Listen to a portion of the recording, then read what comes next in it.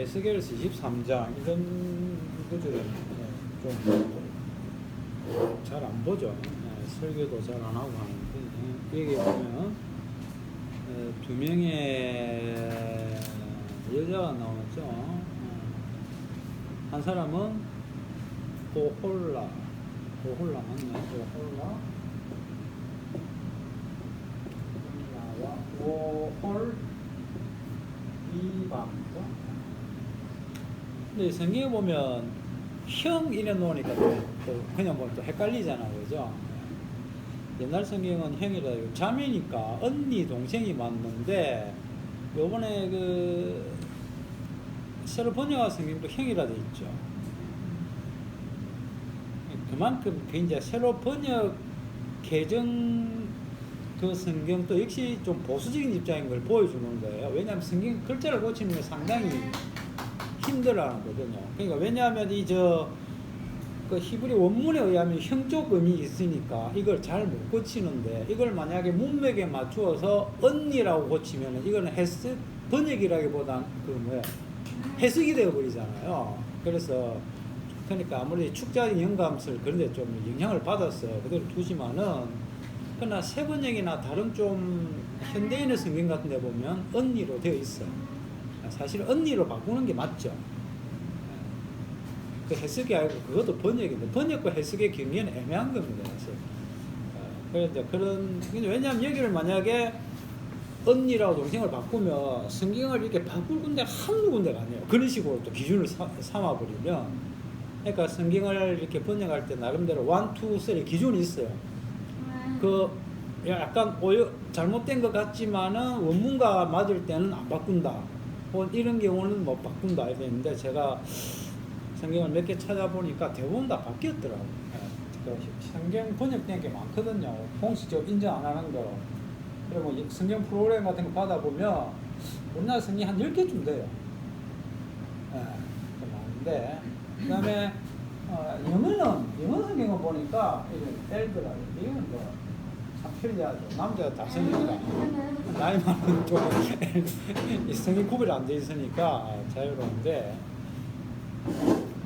제가 히브리어까지는 안 찾아봤고 그래서 아마 그거는 형 그런 의미를 가지고 있을 거예요. 자매입니다. 자매. 그 뜻은 여기는 이 천막이라는 뜻이고 올리바는 좀 풀어져요. 여기 아마 이 얘기 의미가 추가되어서 그녀가 나의 천막 안에 이런 글자 하나 추가되었는데 의미가 상당히 풀어져 있죠. 히브리어는 이런 특징들을 가지고 있습니다. 그 나중에 그게 무슨 의미인지 한번 살펴보겠는데 오늘은 우상숭배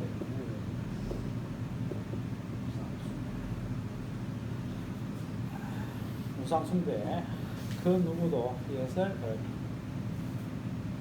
극복할 수 없다는 거. 오히려 하나님께서는 이 우상숭배를 이용해서 하나님 자신을 만나려고 합니다.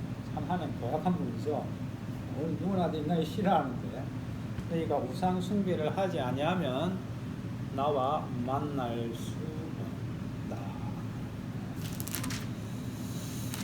왜 그럴까요? 왜 그러냐? 그것은 인간 존재, 나라고 하는 존재 자체가 이미 하나의 왕이고 신이기 때문입니다. 그러니까 잠시 추석 때 가면 이제 특히 아버지와 갈등은 장남이죠. 차남은 거의 갈등 안 일으키죠. 왜냐하면 이미 그 자리는 자기 자리 아니라고 여기기 때문에. 그래서 장남과 아버지의 갈등을 옆에서 보면 참 기가 차요. 왜냐 아무것도 아닌 거거든 옆에서 보면. 그러나 본인한테는 아무것도 아닌 게 아닙니다. 왜냐하면 그 집안에 킹 자리를 놓고 한 자리를 놓고 다투고 있기 때문에. 아버지가 자기를 자꾸 간섭하는 게 이제 왜냐하면 그 장남은 자기가 그 집에 뭐가 된 거예요. 킹이 됐기도 왕이 됐기 때문에 간섭하면 안 돼요. 그냥 두어야 되는데 예? 물론 아버지는 뭐 그냥 얻어봐 조언한다고 하겠지만은 이제 장남의 입장에서는 그게 하나의 자기 자리를 이렇게 갉아먹는 형태로 비칠 수 있다는 거죠. 그러니까 갈등이 생길 수밖에 없습니다. 없고 또 그다음에 올라오는 것을 당연히 견제하죠.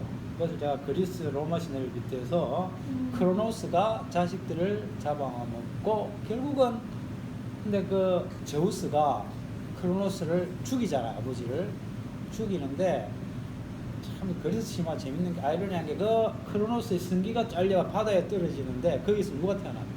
혹시 아세요? 그 거품이 생기면서 거기서 아프로디테가 비너스가 아름다움이 거기서 만들어진다니까요. 좀 이해가 안 되죠. 무슨 그런 그 부자지간의 그 살인 사건을 통해서 비너스 아프로디테가 바다에서 생긴 거품 속에서 도대체 그 무엇을 의미했을까? 그런 신화에 빠지면은 참 희한하기 힘들어. 참 그 재밌고 인간의 심리를 너무나 잘 묘사해주고. 근데 거기서 끝나는 것이 아니라 그것이 바로 내 삶에서 어떻게 나타나고 있는가를 보게 되면 깜짝깜짝 놀라는 거예요. 남의 일이 아닌 것을 알게 되면. 모르고 봤을 때는 그냥 걸려는 했는데 알고 보면 야 이게 이래서 이런 거구나. 그러면 도대체 나란 누구인가?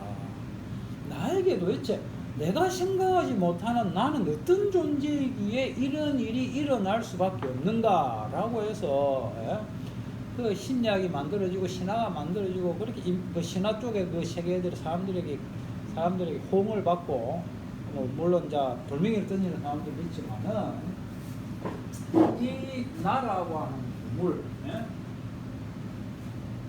도대체 나는 누구인가? 자, 성경을 한번 봅시다. 사람들이 누구를 죽였습니까? 네? 이 땅에 왕으로 오신 예수님 죽였죠. 왜 죽였어요? 네가 뭔데 감히 건방지게 우리를 위협해?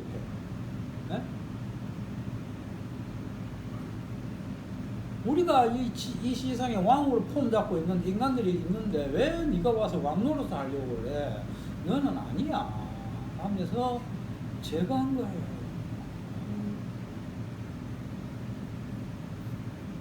그리스 로마는 신화 속에서 일어났지만 그 인간들 실제로 이 땅에 예수님께서 십자가에 못 박혀 돌아가셨다고 하는 그 사건, 그 유일한 사건, 단 하나의 사건, 그것이요 모든 것을 다 말해줍니다. 요즘 그런 말이 있어요. 요즘 경제 위기는 환율 하나를 보면 다 알 수 있다. 그러니까 환율 하나가 모든 것을 다 말해요. 이 십자가, 그거는 사람들이 하는 말이지만 십자가 사건 모든 것을 다 이 십자가, 왜냐하면 이 십자가 사건의 모든 것이 블랙홀처럼 다 빨아당겼다가 그것을 다시 다 뱉어놨기 때문에 십자가 사건이 아닌 것이 없다. 모든 것이 거기로 들어갔고 거기에 또 튀어나온 거예요. 그것이 지금 이 세상이라고 하는 것을 우리는 눈에서 모를 뿐이지 말씀을 통해서 주께서 그때 깨달으면서 감사하면 되는데 하지만 몰라도 그것을 그러니까 믿음이죠. 내가 다 안다고 믿는 게 아니잖아요. 믿음으로 항상 그것을 바라볼 수 있어요. 그것을 알게 되면 나라고 내가 무엇을 해야 되겠다고 하는 이 나의 왕대, 내 자아의 이 교만, 독선 그런 것을 십자가가 깨뜨려야죠. 왜 하나님을 만나는데 우상 숭배를 하지 않으면 하나님을 만날 수가 없는가 하면 인간은 나라고 하는 이게 하나님 것이 우상이 되니까 자기가 자기를 어떻게 이깁니까? 그게 안 되거든요. 그래서 우리는 하나님을 만날 수가 없습니다. 그분이 우리에게 다가오지 않으면은 만나면 미팅은 도저히 이루어질 수 없다는 것입니다. 그리고 우리 인간은 나를 어떻게 보느냐? 자기를 왕으로 여긴다고 하는 것은 뭡니까? 나의 만족감, 내가 최고 아닙니까? 그러면 어때요? 다른 사람도 같이 왕이 아니고 다른 사람은 왕이 아니라는 거죠. 내가 편하면 최고예요. 우크라이나에서 아무리 전쟁이라고 난리가 쳐도 예? 내 월급 올라가고 내 가게 장사가 잘 되면 그것으로 밤에 잘 때 편안한 잠을 이룰 수 있는 게 인간이라는 거예요. 그렇잖아요. 우리가 항상 하는 말이 있잖아요. 옆에 사람이 교통사고가 나도 내 손가락 아픈 것보다 덜 아프다고. 그게 인간입니다.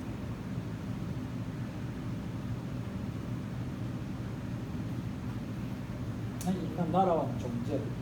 네? 이게 원수 덩어리인데, 예, 그거는 배후에 우리가 알다시피 뭐가 있어요? 아마 있기 때문에 그런 일이 일어난 거지. 예, 내가 그런 일을 조작하고 만들 수 있는 것은 아닙니다. 그래서 내가 이길 수 없고 극복할 수 없다는 거예요. 왜 인간이 하나님을 찾는 것이 무상인고 하면은 사람이 언제 하나님을 찾습니까? 언제 신을 찾습니까? 예? 언제 부처님한테가 빌어요? 뭔가 아쉬움이 있을 때 가잖아요.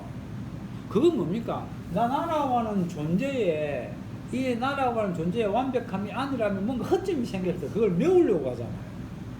그렇죠. 그 교회 가서 기도하잖아요.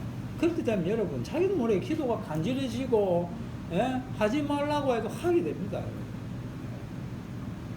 그렇기 때문에 그것은 100% 무상입니다.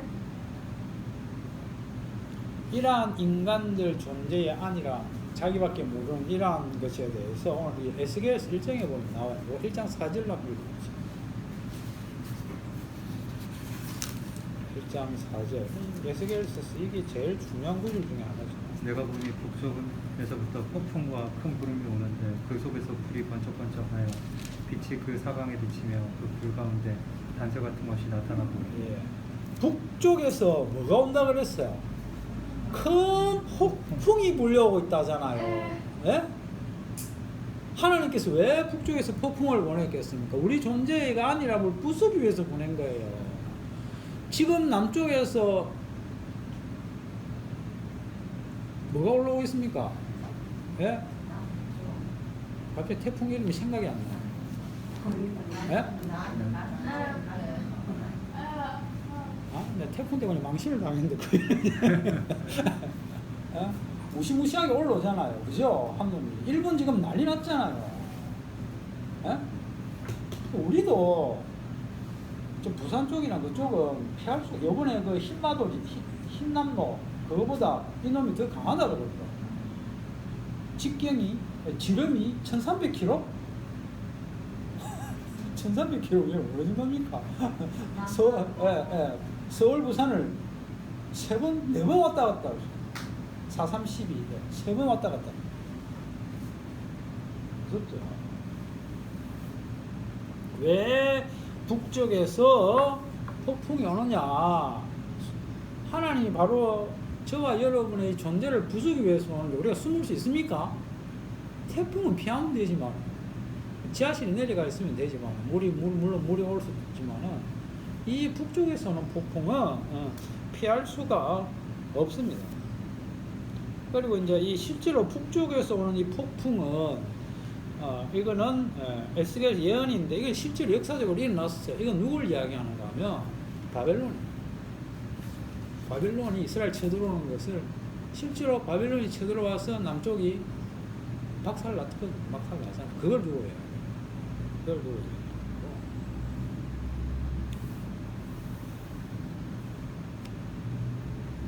그래서 하나님이 보내신 거라. 바벨론은 느부갓네살에 하나님 보신 천사라는 거예요. 사자라는 거예요. 번쩍번쩍. 이게 하나님의 활동입니다.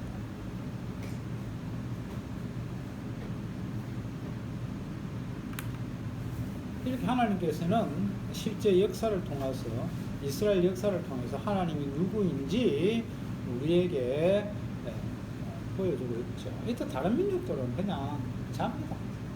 태평 아무것도 모르고 자고 있어. 뭐 우리가 알아서 하나님 몰라서 믿으면 되지. 내 존재만 편안하면 되지. 이스라엘에 무슨 일이 나는지 관심도 없어. 그렇게 살아가죠.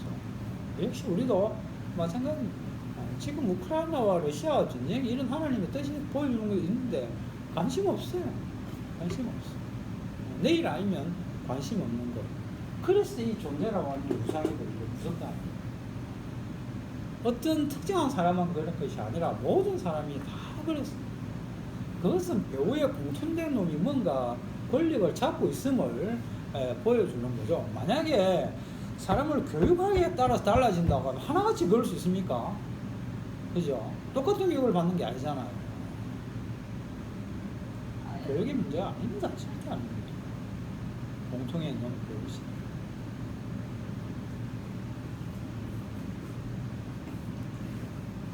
그것을 이 에스겔을 통해서 가르쳐주고 있습니다. 이 에스겔서에 보면 에스겔의 선지자가 죽는 게 아니고 누가 죽죠? 원래는 선지자가 죽는 게 맞는데, 그죠? 보통 선지자가 죽잖아요, 그죠? 이사야도 누구든. 근데 에스겔의 경우에는 누가 죽습니까? 에스겔의 아내가 죽습니다. 그것이 에스겔서 24장에 나오는데요. 참, 그 표현이 뭐 시적이라 해야 될까? 24, 16절에 보면 이렇게 돼 있어요. 인자야, 내가 내 눈에 기뻐하는 것을 한번 쳐서 빼앗으리니.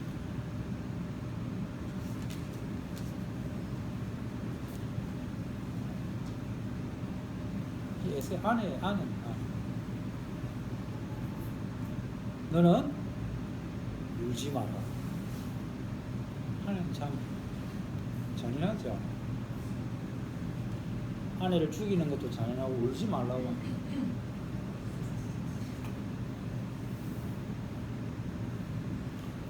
선지자의 아내의 죽음이 뭔가 선지자를 뭔가 또 의미가 있을 것 아닙니까? 그것은 바로 하나님께서, 이 원래는 이스라엘이 죽는 거거든요. 이스라엘이 선지자가 되고 선지자가 죽임을 당하는데 왜 선지자의 아내로 하는가? 아내는 뭡니까? 여성성 아닙니까? 그래서 하나님은 이스라엘을 모르고 있어. 여자라기보다는 여성성이죠. 남녀를 다 합쳐서 이스라엘을 여자로 그렇게 보고 있습니다. 그러면서 우리가 아까 읽어봤던 에스겔서 23장에 오홀라와 오홀리바의 그 행음, 음행에 대해서 우리가 생각을 해봐야 돼요. 여기서 오홀라라고 하는 것은 뭡니까? 북쪽 이스라엘을 상징하고 오홀리바는 남쪽을 상징합니다. 그러니까 한 어미에게, 한 여자에게 두 딸이 있는데 둘 다 뭐했다? 바로 둘 다 행음했다. 그렇죠? 둘 다 음행했다. 근데 이 보통 음행이라고 하는 것은 어떤 사람에게 적용됩니까? 여자라도 다 적용되는 게 아닙니다. 성경에서는 특히 누구에게 적용됩니까?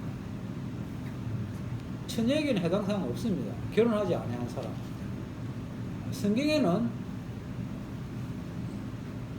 성경에서 말하는 간음은 사실 우리가 말하는 간통이에요. 결혼한 여자, 남편이 있는 여자에게 해당해요. 그러면 오홀라와 올리바 결혼했습니까? 뭐 그건 우리가 정확히는 알 수 없을 수 있는데, 그게 아니고 여기서 이야기하는 거는 뭐, 이 실질이 있던 사람 이름이 아니에요. 남편이 있는데 그 남편이 누구라는 거예요? 누가 남편이에요? 북쪽 이스라엘의 남편이 누굽니까? 여자라고 하면. 남쪽 유다의 남편이 누굽니까? 이스라엘이 누구와 결혼했습니까? 여호와 하나님이죠.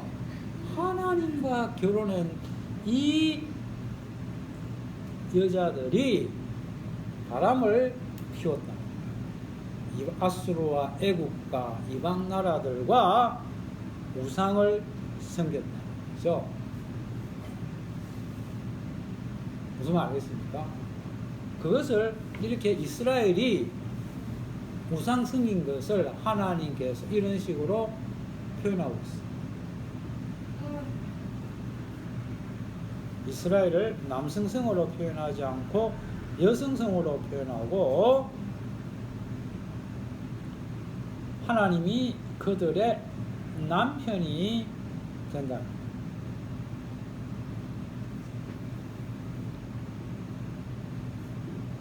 그러면 이스라엘은 어떻게 됩니까? 소멸되는 거죠. 감히 하나님의 여자가 바람을 피우는데 살아날 수 있을까요? 일반인들의 경우도 다 가면 그 자리에 돌로 쳐 죽이는데 이스라엘은 사라지는 거예요. 이스라엘 소멸. 없어져야 될 나라.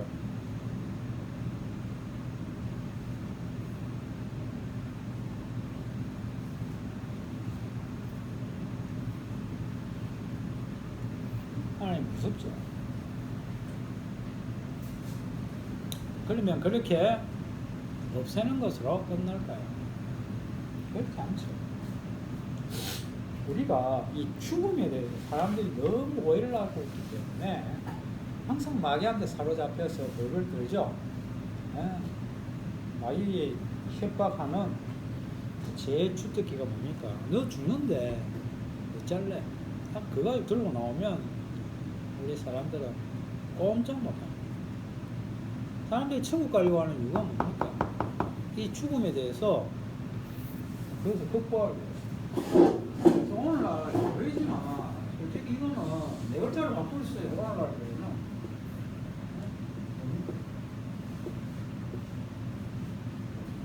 너무 한의사를 쓰지않아. 우리도 하나씩 다 드러나야 되죠. 상종은 내가 여러분들 이게 제일 나은 거야. 이것 때문에 교회 다니는 거 아닙니까? 그렇죠. 그게 교회는 좀 든든하잖아요. 아마 상조회사에서 가입하면 좀 든든할 것 같아. 혹시 가입했습니까? 아무도 안 했어요. 아마 우리가 제일 먼저 가입할 것 같긴 한데. 가입해야죠.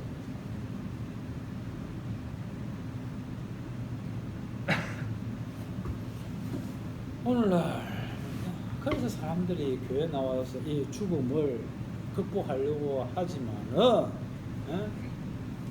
하나님이 이것을 들어줄 리가 만무하죠. 죽음을 극복하기 위해서 나왔는데 하나님의 아들이 죽음 그 십자가가 교회에 걸려 있으니까 이거 완전히 그냥 기가 막히죠.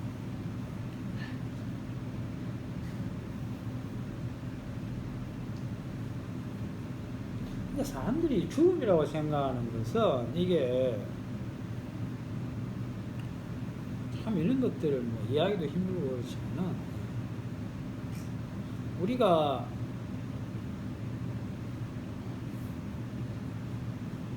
어떤 개념을 정할 때 뭐가 죽음입니까? 뭐가 죽음이에요? 이 죽음이라고 하는 것도 우리가 그냥 언어로서 약속하는 거예요. 지난번에 잠시 이야기했지만 여름이 뭐예요?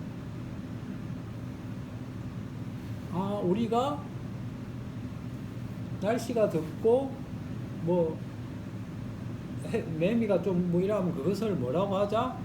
여름이라고 하자. 근데 날씨가 안 더울 때도 있죠. 그죠? 그러면 날씨가 더우면 여름이 아니고 그럼 뭘로 정하는 거예요? 그 기간을 이렇게 정한다든지 이렇게 해서 우리가 그렇게 약속을 하잖아요. 역시 죽음 이런 건 맞아. 우리가 이러이러한 것을 뭐라고 하자? 죽음이라고 하자. 더 이상 숨 못 쉬고 뭐 이렇게 조사하고 안 될 때 이것을 죽음이라고 하자. 그럼 사람들이 이제 여러분 이렇게 하면 우리의 목숨은 끝나니까 그 이유가 있습니다. 예수 믿고 천국 갑시다. 혹은 뭐 부처 믿고 극락에 갑시다. 그렇게 이야기를 하지만은 그러나 그것은 어디까지나 나라고 하는 자아에서 나온 것이고 자아가 좀 더 편안한 안식을 누리기 위한 하나의 방편에 불과하고 그 죽음은 다 엉터리 죽음이고 진짜 죽음은 뭐냐면 아까 모든 것은 어디서 들어갔고 어디서 나왔다 그랬어요. 십자가라고 그랬죠. 오직 특정한 어느 한 분의 죽음만이 진짜 죽음이에요. 그러니까 저와 여러분 죽음은 죽음이 아닙니다. 다수성을 다수결이 아니에요. 성경은 오직 한 분이에요. 그분의 죽음만이 진짜 죽음이라는 거죠. 갈라디아서 3장 10절에 보면 그분이 왜 죽었느냐고 했을 때, 예? 그분이 건강한 과일 많이 안 먹고 편식을 해서 돌아가신 게 아니고, 예? 오메가 3를 안 먹어서 돌아가신 것이 아니고 하나님의 저주를 받아서 죽었다고 그랬어요. 이유가 거기에 있단 말이죠. 그러니까 이것이 아주 독특한 거예요, 여러분. 우리는 그냥 별 의미 없이 볼 줄 모르지만 이게 특이하지 않습니까? 사람이 건강관리 잘 못 챙기고 그냥 암에 걸려 죽고 이래 죽지. 근데 성경은 그게 아니에요. 네? 하나님의 저주를 받아서 죽었다. 아주 특이한 특이성. 목사님이 영어로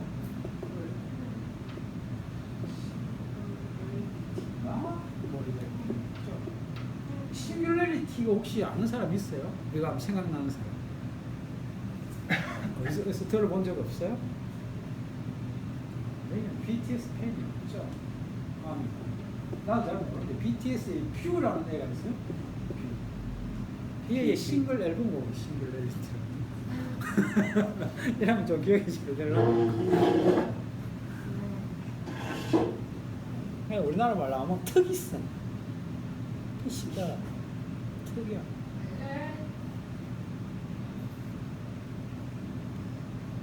단 한 번의 삶.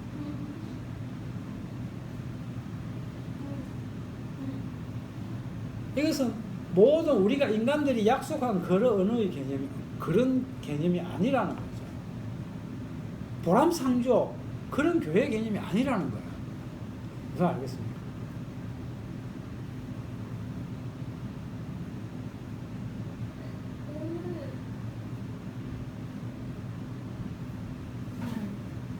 오직 예수 그리스도의 그 단 한 번의 사건 그게 나와야지. 그게 아니면 교회는 그냥 친목 단체죠. 교회에서는 그걸 교제라고 하는데 이 목사님 아주 재밌는 표현으로 교제 차단이라고 했어. 자기는 그런 걸 왜? 자기들끼리 마음 많은 사람이 모여서 뭡니까? 그게 무슨 교제죠? 교제 차단이지.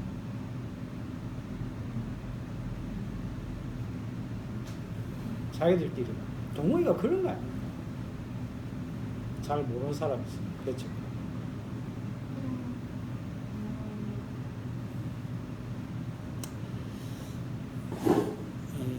게젤 샤프트, 게마인 샤프트 그런 용어, 독일 용어가 있다고 하는데 이게 아마 독일 사람이 만드는 용어를 만들었어요. 독일 사람이 만들었는데 티니에스라는 사회학자가 이런 용어를 했대요.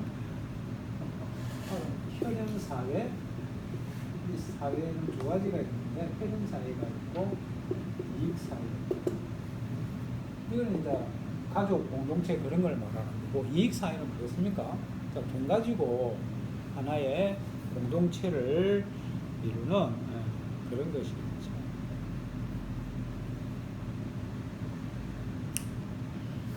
교회는 두 가지 요소를 다 가지고 있어요. 촌에 가면 이 혈연으로 모여가지고 김씨 집안이 안 되면 장로 명함도 못 내미는 교회도 분명히 있죠.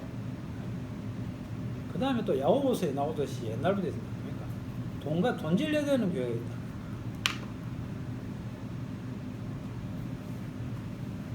돈이 있으면 교회에서 환영받고 그렇지 않으면 무시하는데 그것도 교회냐고 야고보서에 딱 지적하거든요. 그럼 오늘날 교회 갖다 대면 딱 맞죠. 장로 돈이 있어야지, 그죠? 돈이 없으면 장로 명함 내밀면 사람들이 욕합니다. 상조회사하고 똑같네. 상조회사 돈을 줘야 되니까. 근데 상조회사는 그렇게 안 비싸잖아요. 한 달에 얼마? 17,000원. 근데 개월수가 좀 길어. 480회인가? 48회가 아니고 엄청나게 길어. 그러니까 자기 돈 내고 자기가 해가지고 단지 좀 마음이 든든하다는 거. 그런데 그것만 해도 그러나 뭐 마이너스는 괜찮은 것 같긴 해요. 부모를 도와주시면 당황 안 하고 그러니까 전화할 때가 있다는 것만 해도 위로가 되잖아요. 그래서 그런 걸 노렸겠죠. 이것이 세상인데 근데 성경에 보면 여러분 알지만 어떤 제도가 있나 하면 후견인 제도가 있죠. 후견인.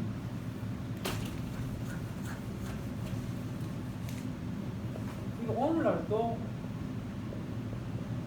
이런 제도가 있다 그래요.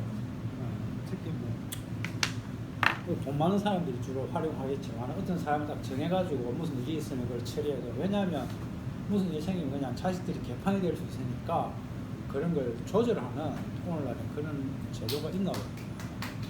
이거는 이제 뭔가 하면은 출애굽 때 이스라엘이 하나님께서 너희들은 고아와 가부와 나그네를 했잖아요. 고아와 가부와 나그네는 이거는 자기 힘으로 자립할 수 없는 사람들이거든요. 이 사람들을 뒤에서 잡아주는 버팀목 역할을 하는데 그 역할을 내가 하겠다. 그렇게 해서 이스라엘은 하나님께서 그런 후견인 노릇을 하는 거예요. 그럼 이제 고아와 가부와 나그네가 누구냐고 하자 하나님 이스라엘 전체를 다 갖고 왜냐면 그들이 다 광야에서 나그네잖아요. 그러니까 너희들의 그 모든 거 너희들의 목숨 줄까지도 내가 너희들이 천국에 가는 것까지도 내가 알아서 하겠다. 너희들이 광야 생활을 하고 가나안 땅에 들어가면 어떤 험한 일들이 엄청나게 많은데 그것까지도 내가 다 인도하겠다. 그래서 이스라엘 백성들이 하나님을 여호와는 우리의 용사입니다 하면서 기뻐하고 즐거워했죠. 홍해를 건너면서 우리 대신에 싸워주시는 여호와 하나님을 그들은 기뻐한 거예요. 그런데 이 후기인 제도가 아주 구체적으로 드러나는 게 어딘가 하면 이게 호세아서입니다. 이 호세아서에 보면은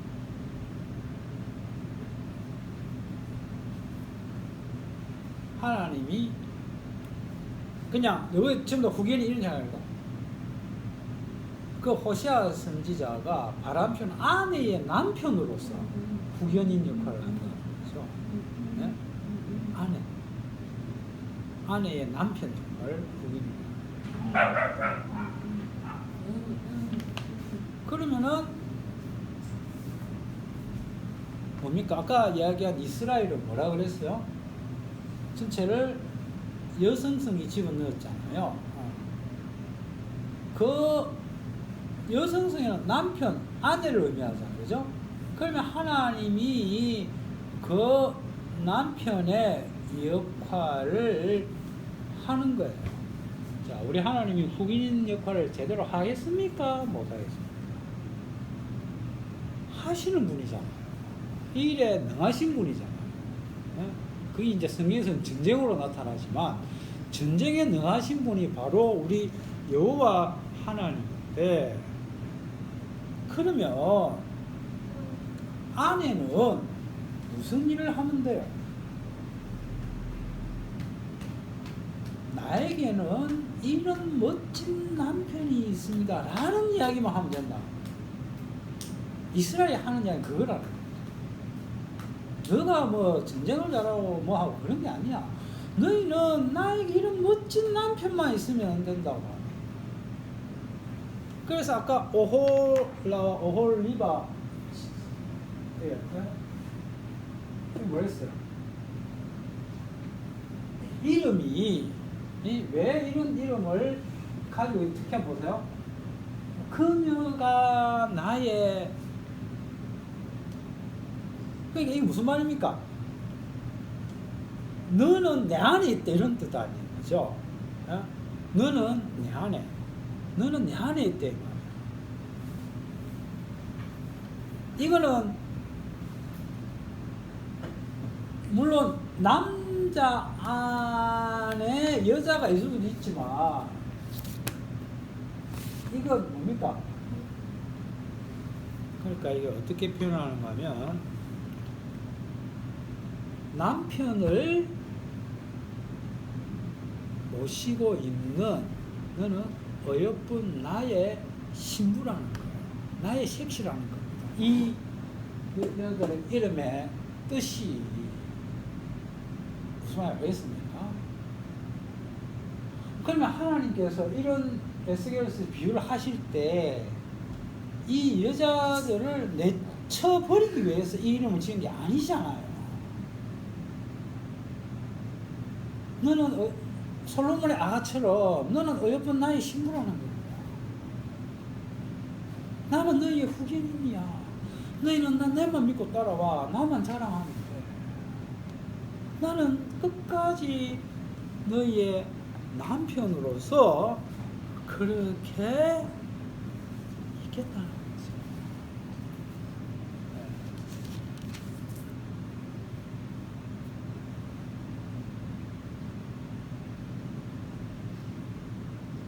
그런데 이 이스라엘이 망하잖아요. 죽잖아요. 그게 끝이 아니라니까. 인간적인 세상에서는 나라가 없어져 죽으면 끝이지만 하나님, 여호와 하나님이 후견인으로 이렇게 있는 이상, 나의 보살핌은 영원하잖아요. 죽음을 뭐하지 마라, 두려워 말라. 오히려 그것은 하나님께 가는 하나의 과정인 거죠. 겁내지 마. 너희들이 홍해를 건넜죠.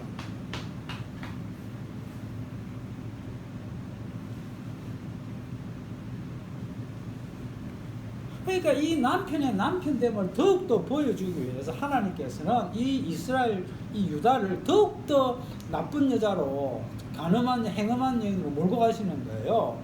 그래서 에스겔서 16장이나 32장에 보면 그 표현이 아주 적나라하거든요. 읽기가 좀 민망하잖아요. 그들이 한 짓이. 근데 실제로 그랬다는 게 성경의 계시로서 하나의 상징으로 보여주고 있는데, 너희들이 그렇게 한 것은 거기에 더 하나님의 사랑이, 너희들이 그런 창녀짓을 내가 충분히 커버하고도 남는다는 거예요. 그게 후견이라. 그래서 이스라엘은 여성성이 되는 거예요. 하나님은 남성성이 되고 남편으로서 후신이 돼요.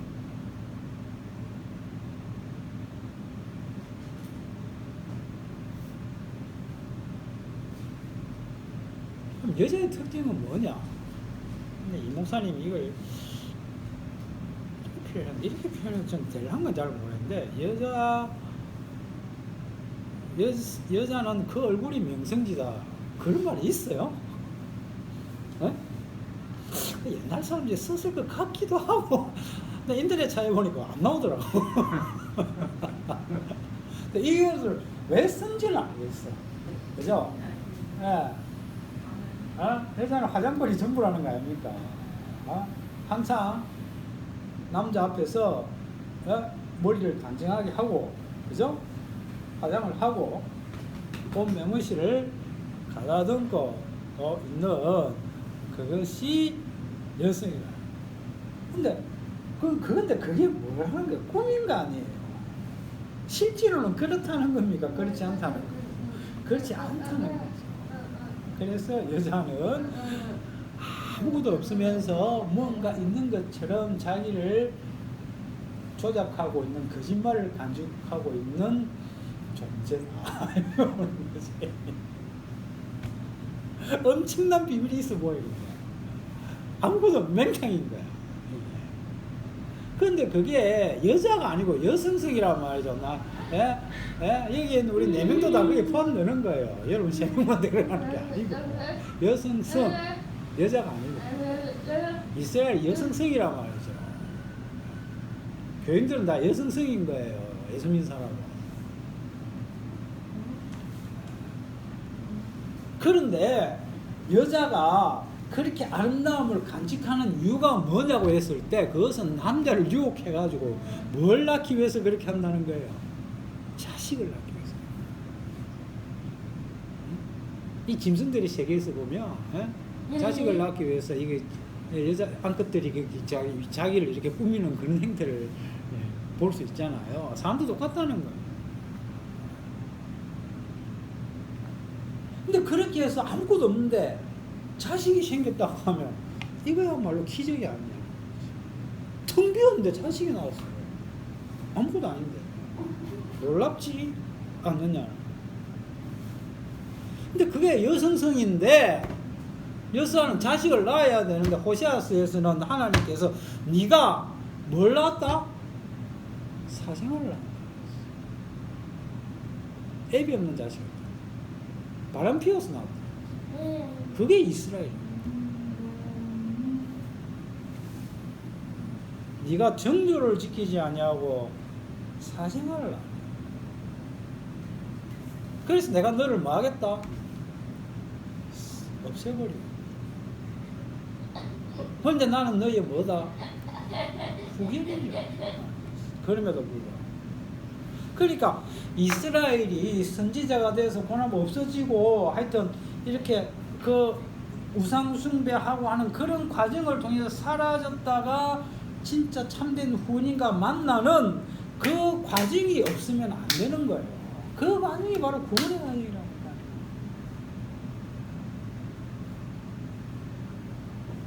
구원은 그냥 이루어지는 게 아닙니다. 근데 그렇게 이스라엘이 선지자로서 죽임을 당하는 그것이 그 모든 것이 진짜 그거는 다 그런데 구약의 그런 것들 다 사실은 뭐예요? 그림자고 진짜 선지자는 참된 선지자는 누굽니까? 예수님이잖아요. 하나님의 아들의 그 죽임을 보여준 거죠.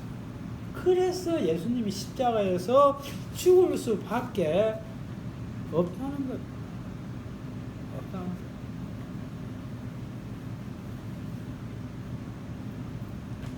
이 모든 것이, 그래서 이 모든 것이 예수님의 십자가로 모여집니다.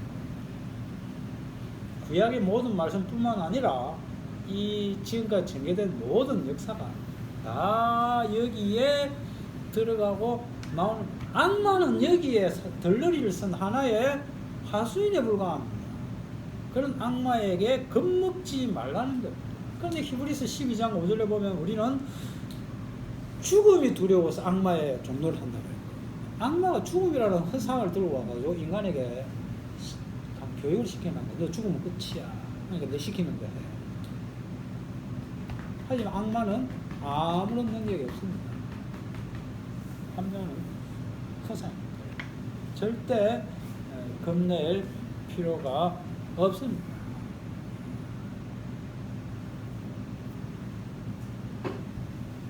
모든 우리는 놓치지 말아야 될 것이 바로 이 나라가 이 괴물이 도대체 뭐냐? 하나님께서 왜 북쪽에 폭풍을 보내는? 왜 신구약 성경이 이렇게 복잡하게 전개되고 있는가? 그런데 인간 우리는 아무리 거울을 갖다 대도 자기를 발견할 수 없습니다. 무엇을 통해서 발견할 수 있습니까? 오직 예수님이 십자가에 들이댈 때 나의 진면목이 나타납니다. 이 세상의 교육은 결코 자기를 발견 못해요. 이 세상의 교육은 뭡니까? 더 이 나라고 하는 것을 어떻게 합니까? 강하게, 그죠? 굳건하게 만드는 게 교육 아닙니까? 너는 자존감을 높이고 너는 너야. 네? 네가 남한테 굴릴 이유가 없어. 어? 부모들의 교육 그거 아닙니까? 이 자네들을 악마의 자식들을 만드는 교육. 학교 교육도 마찬가지입니다.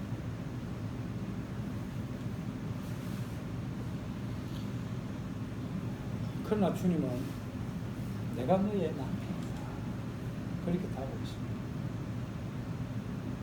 왜 그렇게 하는가? 사도 바울 이것을 인간은 육에서 영으로 갈 수밖에 없기 때문에 강력한 후견인이 우리를 그렇게 인도해야 돼. 우리는 허상이거든. 우리도 허탕이거든요. 우리 여자잖아요. 우리가 할 수 있는 건 화장하고 머리 묶고 롤 말고 하는 것밖에 없어요. 아무것도 없어요.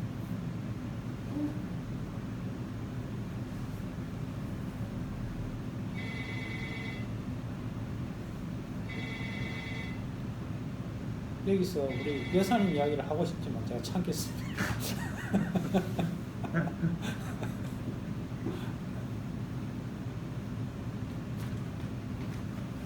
그래서 이스라엘은 우상 숭배와 더불어 그 모습이 드러나야 됩니다. 그래야 구원받습니다. 저와 여러분도 마찬가지입니다. 우상 숭배를 우리가 하지 아니하면 하나님께 갈 수 있는 방법이 왜 없는지를 알아야 돼요. 에이, 나 그런 거 안 해요. 그게 얼마나 자기를 왜곡하는 짓인지.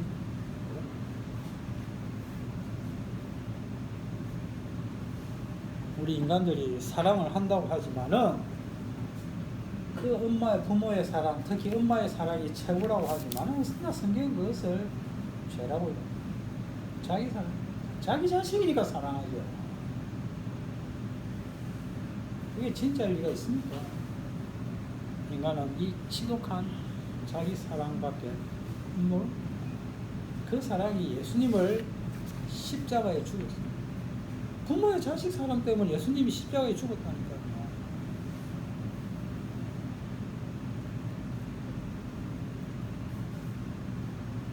그런데 여기에 전혀 예상치 못한 에스겔 인자, 인간 라인이 아닌 인자 라인, 예수님 라인이 하늘에서 새로운 계보로 주어져서 이 세상에 옴으로 말미암아 구원이 이루어지는 거죠. 왜 예수님인지, 왜 예수님이 십자가 아픔인지 우리가 다시 한번 명심해야 하겠습니다. 기도하겠습니다. 하나님 아버지, 은혜를 감사합니다. 또 명절을 지나면서 여러 가지 많은 일들이 있었지만 그런 가운데서도 항상 우리 예수님 생각하게 해주시고 우리 예수님으로 그 특이한 사건, 그 하나에 주목할 수 있는 저희들 되게 하여 주시옵소서. 감사를 드리며 우리 예수님 이름으로 기도드리옵나이다.